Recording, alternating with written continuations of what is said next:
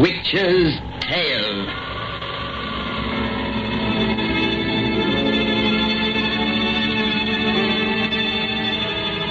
The fascination of the eerie, weird, blood-chilling tales told by old Nancy, the witch of Salem, and Satan, her wise black cat. They're waiting for you, now.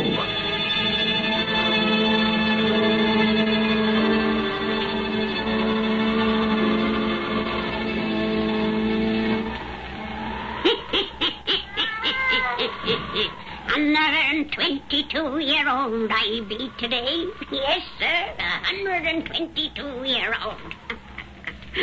Well, Satan, tell everyone to douse their lights. That's it. We want lots of darkness when we tells our bedtime stories.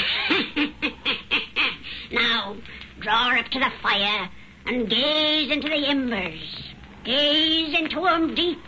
And soon, by the light of the moon and the stars, you'll see a barren stretch of land where two roads meet in old Massachusetts state. 3 policemen stand a-talking there beside their motorcycle bikes, and soon you'll hear the story of the haunted Crossroads. The haunted Crossroads.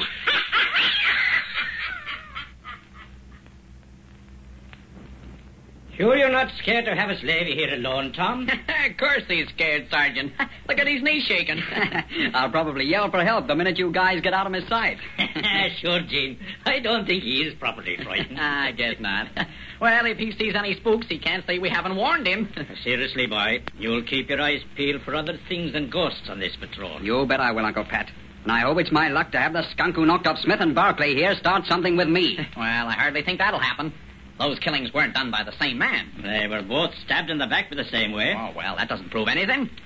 Several fellows were stabbed to death here right after the Civil War. And another about 20 years ago, according to old records. It wasn't the same murderer who got them, and 2 cops of our troop. Well, unless you believe the crazy stories about this place being haunted. Well, I must be riding back to troop headquarters where Captain Elton be skinning the hideaway. And you, Gina Hardy, you better be after getting on your patrol. Well, I'll get the old bike moving. Oh, when you get home in the morning, Tom, remind your sister she's got a movie date with me tomorrow night. Kathleen not apt to forget any date she has with you. Trooper Hardy, your job at the moment is to keep your eye peeled for speeders and reckless drivers. Well, I'll try to remember that, Sarge. And good night. Good night, Gene. Night, boy. Kathleen, the morning,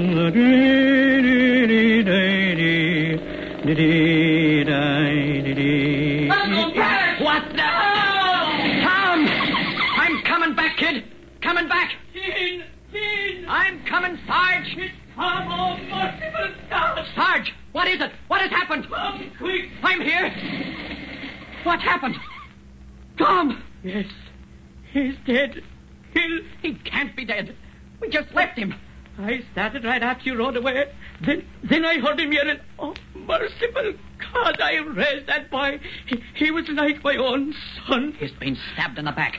Oh. Just as Smith was stabbed a week ago, and Barclay. Here at these same rotten crossroads. Now pull yourself together, Sarge. Oh, God. You know what I thought of Tom. But we're cops. Listen, you were back here before I did. You must have seen I saw no more than you see now. Whoever did it got away. Take it easy. Tom wasn't alone here more than a minute. No one could have gotten to him across these open fields and then away again between the time I left and come back. Yet I saw no one but him and you. What was that? A woman's laugh. You hear it too? It sounded here, beside me. Right here beside us, at my very elbow. Yet no one's here that we can see.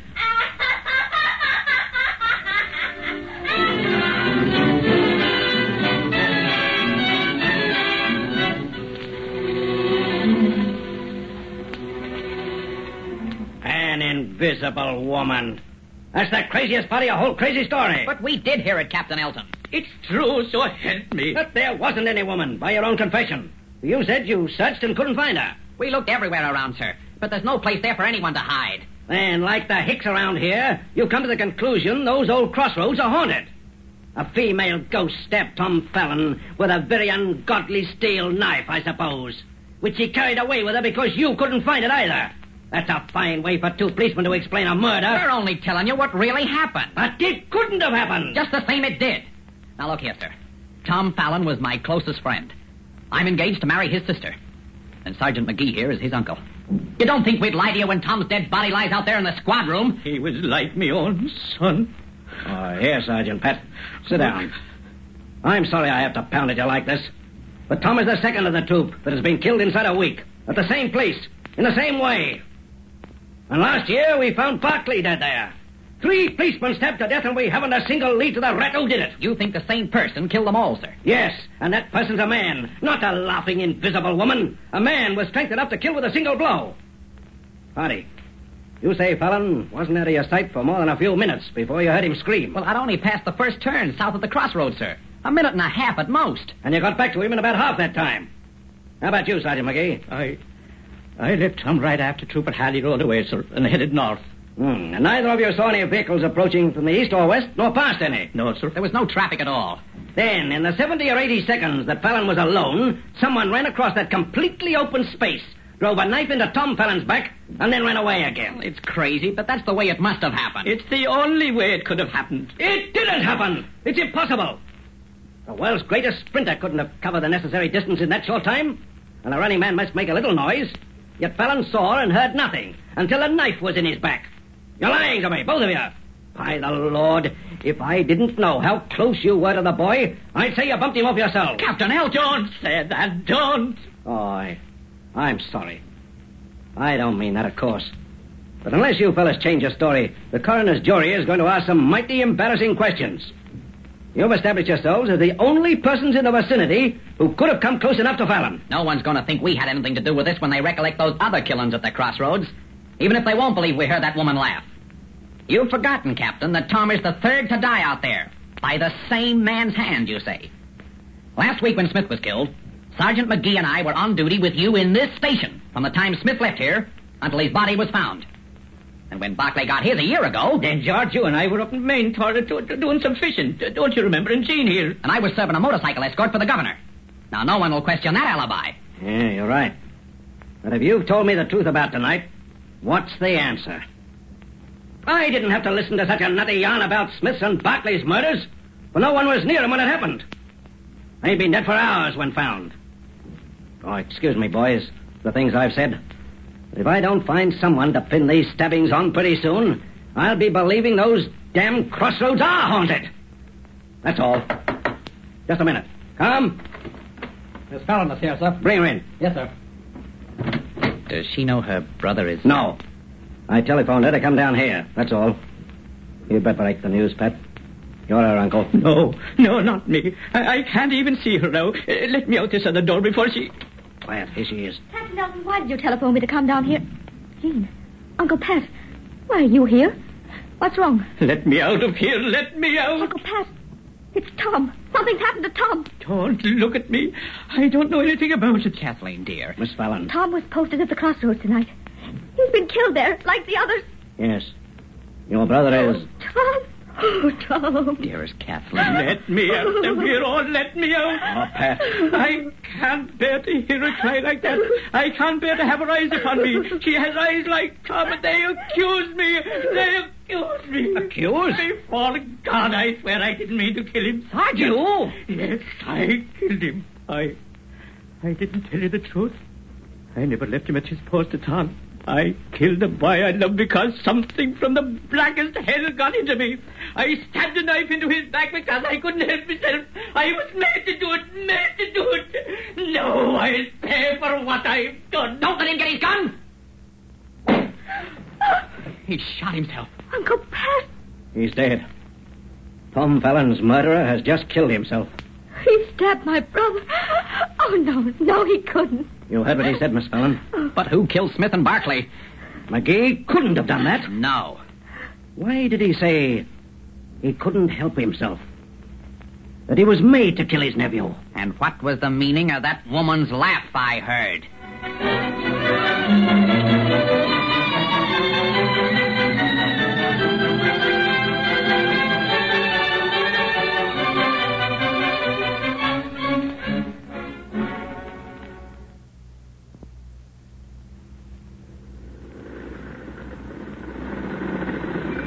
You in that car! Drive on, no stopping here! It's only me, Jean. Kathleen! You can put away your gun.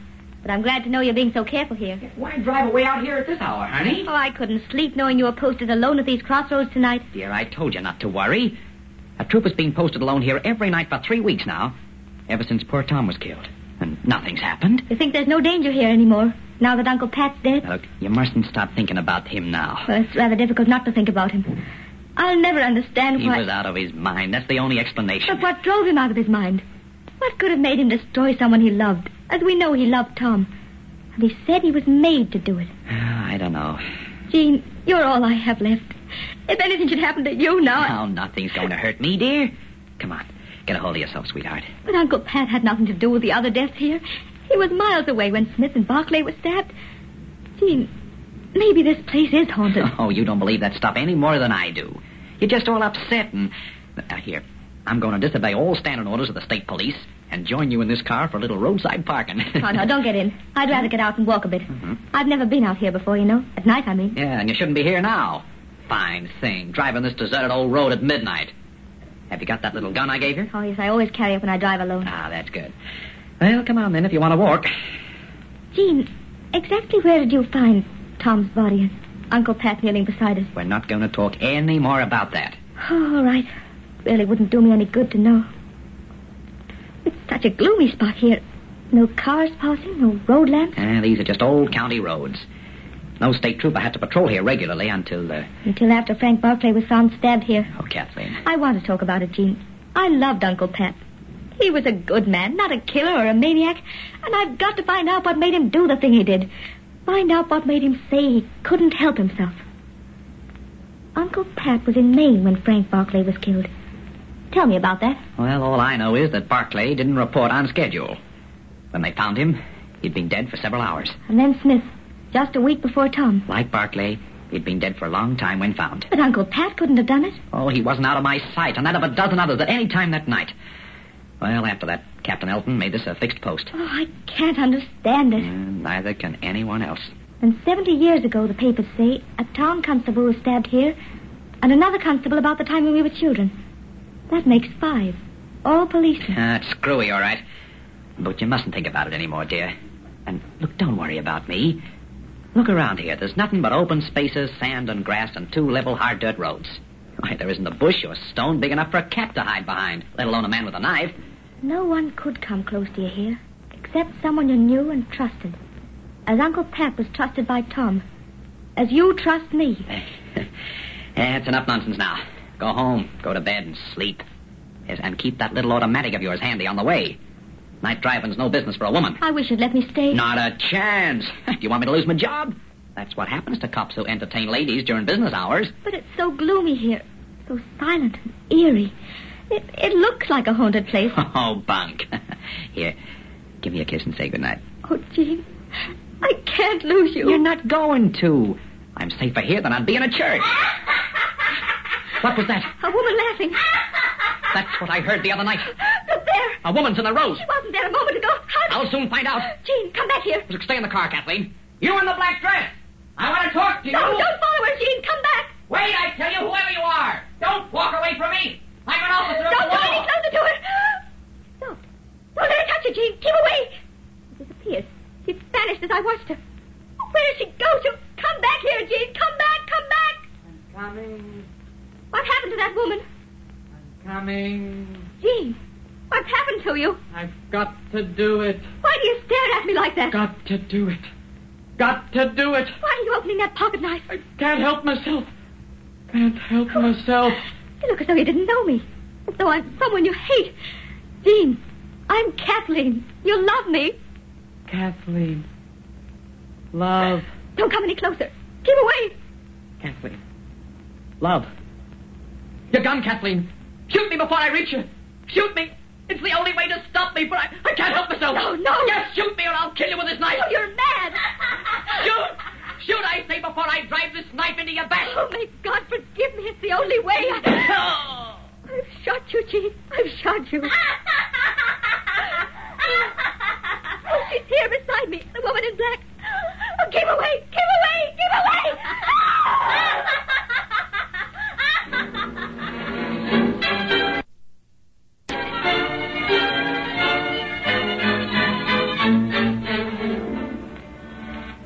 on, Miss Fallon. I want to hear more about this woman who laughed. This ghost. Oh, please don't ask me any more questions now. I'll go up to that operating room again, Captain Elton. Make sure that Jean's going to live. I only shot him to stop him. You stopped him, all right. Oh, here's a doctor at last. Oh, doctor. It's all right, Miss Fallon. We've taken the bullet out of Trooper Hardy's shoulder, and he'll be up and around again in just a few days. Oh, thank God. Thank God. And also Jean's tough constitution. Now, that's off your mind. Will you please tell me exactly what happened at the Crossroads tonight? I'll answer all your questions now. What I've already heard has made me very curious. Sit down, Doc. It's your office and your hospital. Go ahead, Miss Fallon. Let's hear all about that laughing, appearing, and disappearing woman. If I were you, Captain, I'd withhold my judgment a while. The Trooper Hardy has been babbling about the phantom woman under the ether. Under ether, people don't lie. He's been repeating over and over that he couldn't help himself. He couldn't. Somehow she made him want to kill me. But he loved me. That love was stronger than her power. He had time to warn me. So you obligingly shot him? Yes. Then the woman reappeared again? Yes, beside me. And she laughed. She laughed horribly. And then, as I looked at her, she just wasn't there. A woman dressed in black, you say? Yes. A dress all folds that might have been a shroud. And her face was like the dead, but with an awful purplish tinge as if she'd been strangled. And around her throat there was a heavy rope that dangled to the ground. Oh, God, I'll see her till the day I die. I don't believe in ghosts. You just shot one of my troopers. I don't care if you were engaged to marry him. That's enough, Captain. What? I'm boss inside the walls of this hospital. And this girl is in no physical condition to stand your third degree. Besides, I think she's telling the truth. The truth? Why not? We can't call a thing a lie simply because we don't understand it. And have you any better explanation than we've heard for the tragedy at those old crossroads? You don't think anything supernatural? I think something that has lived beyond the span of ordinary human life is responsible. Remember those almost forgotten cases the newspapers have searched out? The man who was stabbed there in 1865? That other chap in the early 1900s? One of the reporters told me they'd discovered several more crossroads stabbings in the records. A peace officer was killed there in Andy Jackson's time. And a member of the watch was stabbed when Washington was president. Oh, policeman. By Jove. I hadn't thought of it just in that light. Miss Fallon, you say the phantom woman had a rope round her neck? Yes, a thick rope tied with a heavy knot. A hangman's rope. And at the crossroads in the early days, criminals were hanged and buried. What's that got to do with it? Maybe a lot more than you think. Excuse me, Captain. Move a chair aside so as I can get to that bookcase. What? I want to find something. Something I've read and more than half forgotten. Policemen, officers of the law. They've been the only ones to die at those crossroads where a gallows tree once stood. Oh, that's a coincidence. But you must admit a strange coincidence. Here's the book. An old history of this county. History? Here it is. I knew I read it somewhere. Look. What is it, Doctor? I'll read it to you. Listen. On that 13th day of August, 1721, by order of the King's Governor, a gibbet of good, stout oak had been erected at Berkeley Crossroads. That's the old name of our place, Captain Elton. Go on reading. And there the criminal, Goody Fairfax, was taken, still protesting her innocence of the foul crimes which had duly her peers. No,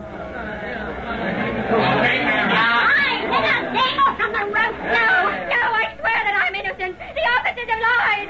Hold more tightly on her, Peter, so I can fix this rope round her scrawny neck. Let me go. You cannot kill me. She wriggles like an ear. Wait no more time. Hard to the beam. Oh, no. I have done no murder. Have mercy. I am innocent, I swear. Hey, you've had a fair trial, old dame, and been found guilty. And soon for your crime you'll be buried in the soil of infamy, here beneath this gallows tree. Nay. Hey, so all you past mates hit upon your grave. I'll not suffer that, I won't. The rope's fast at last. All is ready, my Lord Sheriff, when you give the word. Quiet! Our Lord the King's High Sheriff speaks. Nay, I who am about to die this unjust death will speak. Hear me, ye officers of so-called justice, who have decreed this fate for me. As I die innocent of crime, I vow to return from death the murderer ye do hang me for. As ye officers of blind lord over the death on me, so I shall visit death on you, with no more sense of right or pity. You mean to bury me beneath this gibbet, in unhallowed ground, away from God. Whilst I remain away from God, beware, beware, I warn ye, for not even death will stay my hate. I shall return to bring ye death, ye officers of law. Bring her out! Pull on the rope! Aye! I shall return to bring you death. I shall return.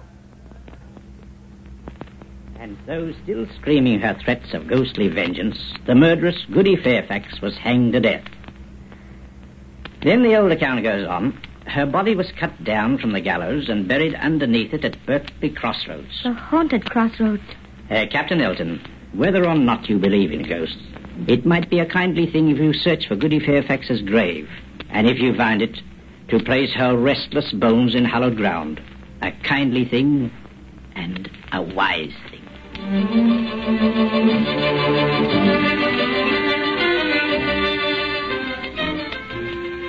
I haven't got over it yet.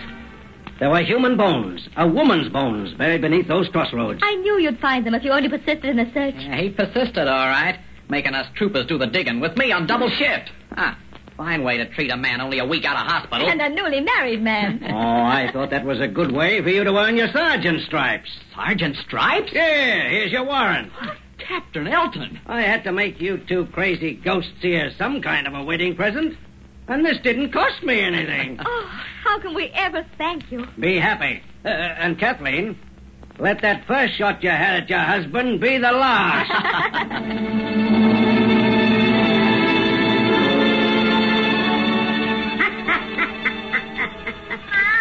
Well, that's the end of that one, Satan. You folks come see us again on me birthday. We'll have another cheerful yarn to spin ye.